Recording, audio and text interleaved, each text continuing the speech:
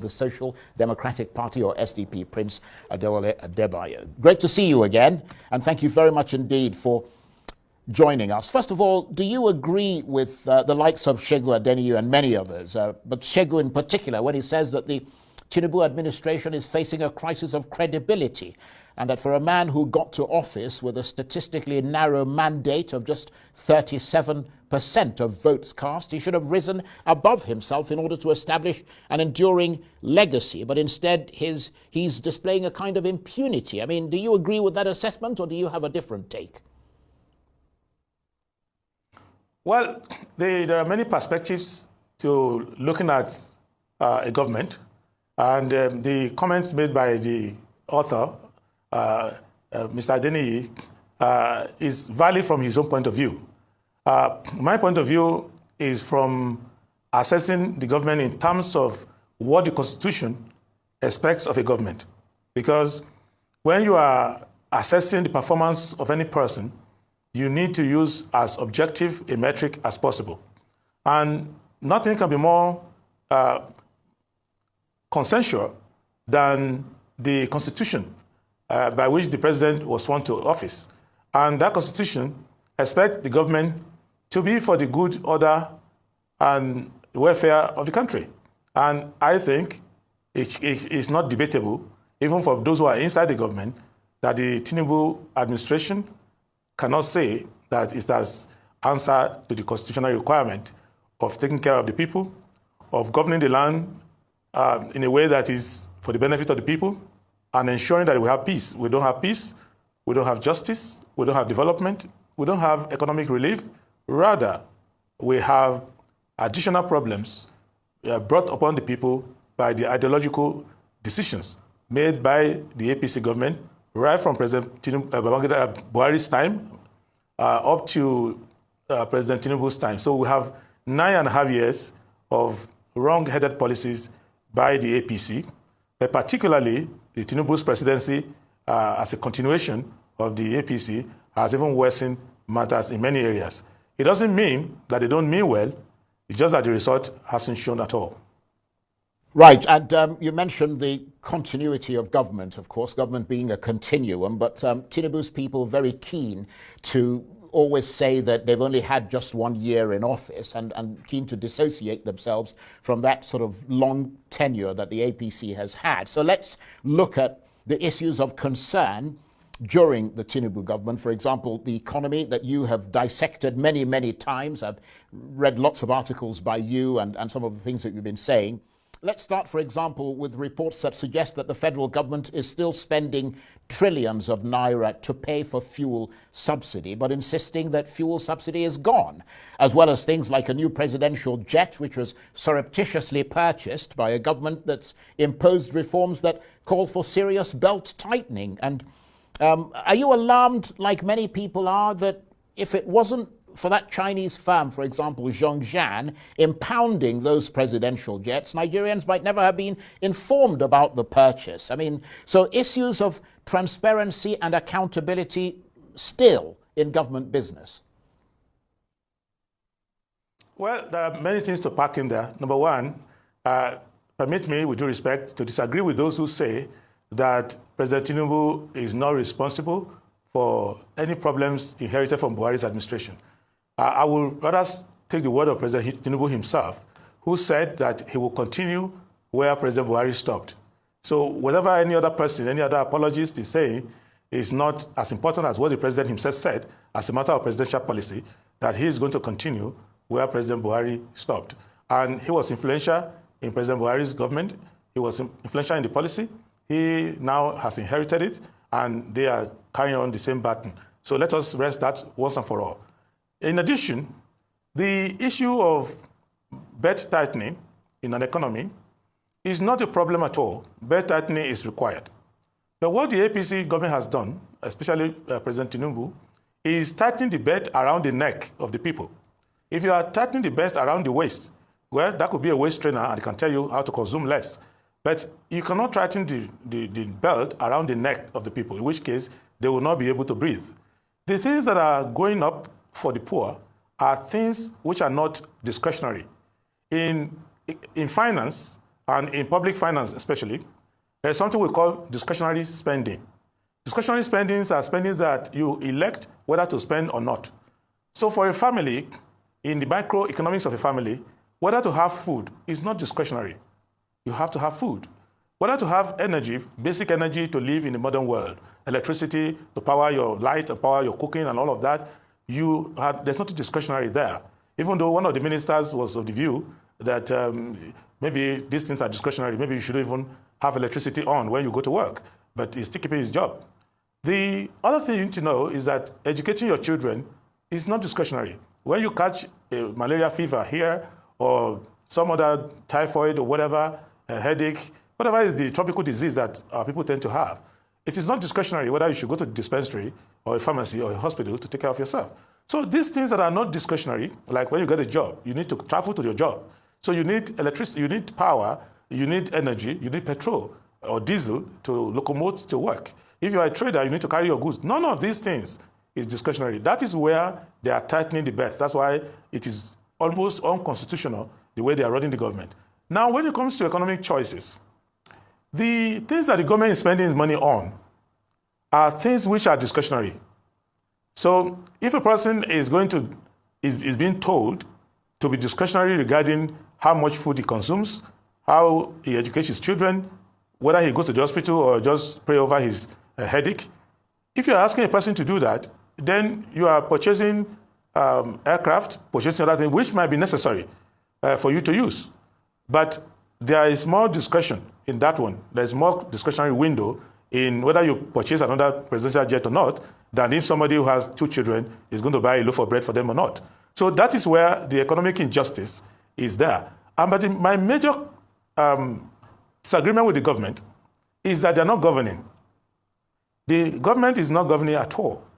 They are occupying powerful positions, but they're not doing the job of those positions. And how will you know that? You will know that because of the pervasive insecurity in the country. It is with extreme sadness.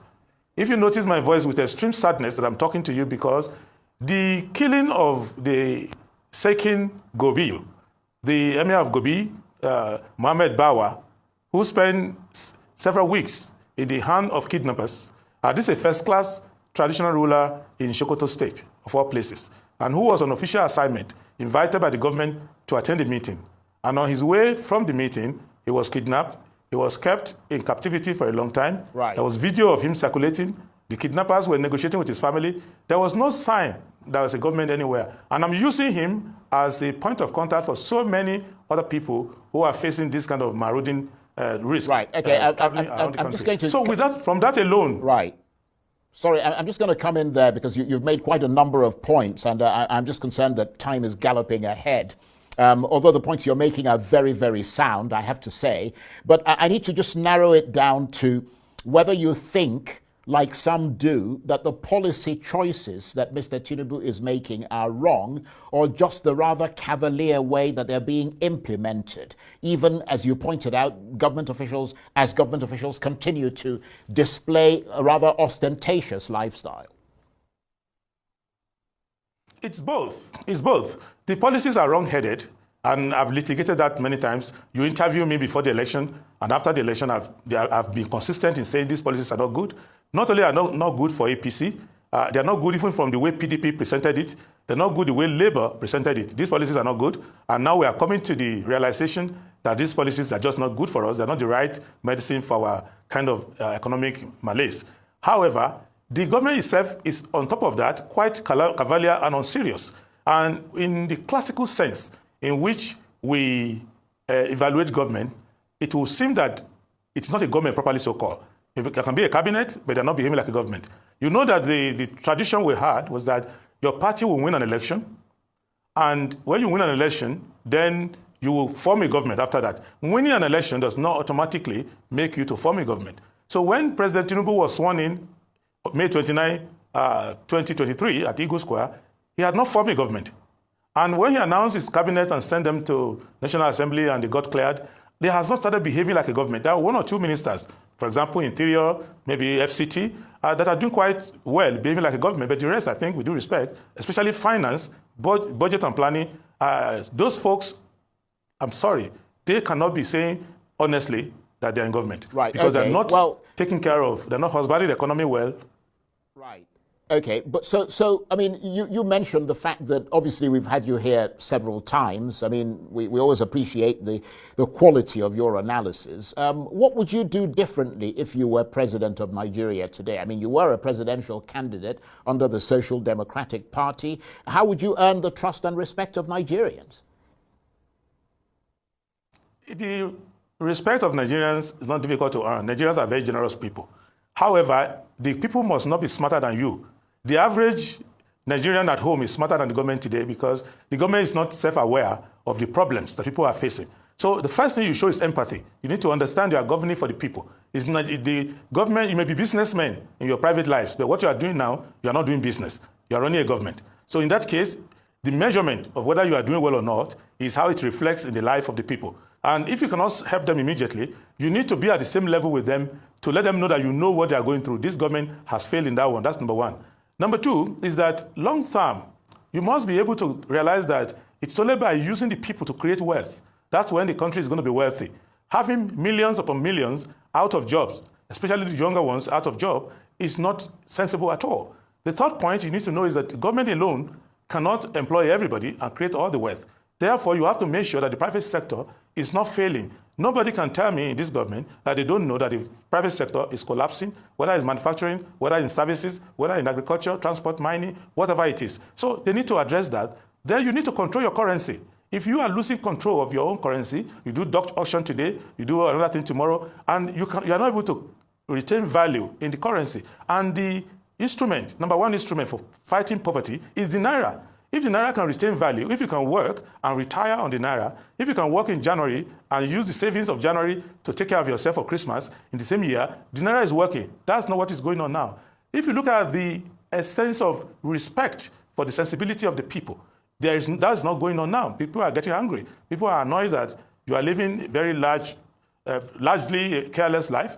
You are showing that maybe you are living the way you will live ordinarily. In my private life now, the way I'm living is not the way I'm going to live when I become president. I'm going to step down because right now I'm spending my own money. I can live my life the way I want. I work for my money.